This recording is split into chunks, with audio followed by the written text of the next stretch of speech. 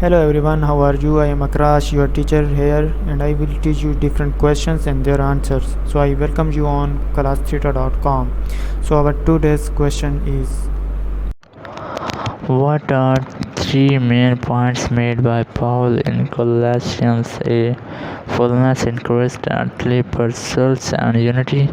B. Preeminence of Christ, completeness in Christ and seeking things above. C. Work righteousness, asceticism and legalism. D. Religious rituals, traditions and ceremonies.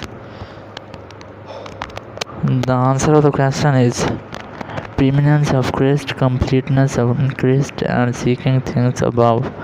So that's the correct answer of the question. If you have any question, just leave a comment. I'll be answering you as soon as I can. Thank you very much for watching the video. Please don't forget to like, share, and subscribe our channel. Until next question, bye bye.